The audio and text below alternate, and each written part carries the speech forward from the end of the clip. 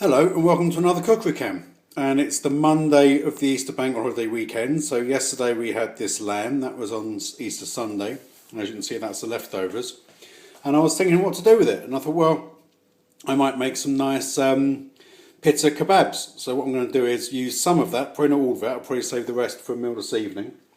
So I'm going to cut some of that up, probably stir fry it quickly to bring it up to heat, make it nice and hot, and then that is some wild rockets, some spinach and some sliced iceberg lettuce, and they are pittas. So toast the pittas, put the lamb and the greenery in the pittas, and I was thinking how to kind of sex it up a bit. So that is some yoghurt and a lime, so I'm going to squeeze the lime juice into the yoghurt and maybe the zest of the lime as well. And then I thought I might make some hummus, homemade hummus. So that is 2 tins of chickpeas, that is cumin, that is tahini, and that is garlic. So what I'm going to do is obviously drain and wash the chickpeas. I'm going to put them into a liquidizer with about a tablespoon of the tahini and probably 3 garlic cloves. Whiz it up, put in a pinch of cumin, put in some olive oil, put in some water, and then bring that all together. And so I'll do a bit of that and then I'll come back and see you then. Right, so that is the hummus ready to be whizzed up. So that's 2 tins of chickpeas, tablespoon of tahini, 3 garlic cloves roughly chopped, half a teaspoon of cumin, or I was using a small teaspoon, so maybe a quarter of a normal sized teaspoon or a third. Again, start off small and add more if you want to.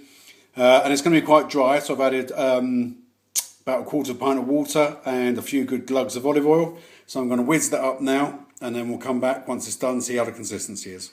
Okay, so that's the hummus whizzed up. I've just added probably about half a teaspoon of salt and about half of that of white pepper.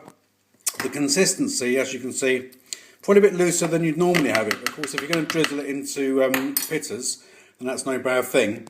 And I've done quite a lot, so as it sits in the fridge, obviously some of the liquid would evaporate and the texture will become thicker, so it's really not the end of the world. And I like mine a bit loose anyway. So I'm going to finish whizzing that up with the salt and the pepper, and then I'll come back. Okay, so now for the yoghurt drizzling sauce. So I'm going to take a couple of tablespoons of yoghurt, put it in a bowl.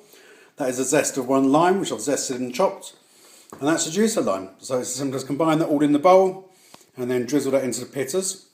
And then the only thing left to do is cut some of the meat off of this, get a wok nice and hot, and literally just stir fry the meat for 30 seconds just to get it hot again. Obviously it was cooked yesterday. And then combine it all into lovely toasted pittas. Oh, and there are some jalapeno peppers there as well. Some people like chili, some people don't. I love it. I'm a real chili head, so I'll probably be having some of that in mine. So I'll show you it when it's all done and ready to combine. So that is the lamb in the wok sizzling away, and that's very nearly done. And then over here we've got the yoghurt drizzling sauce. So that's yoghurt, lime juice, lime zest. We've got the hummus.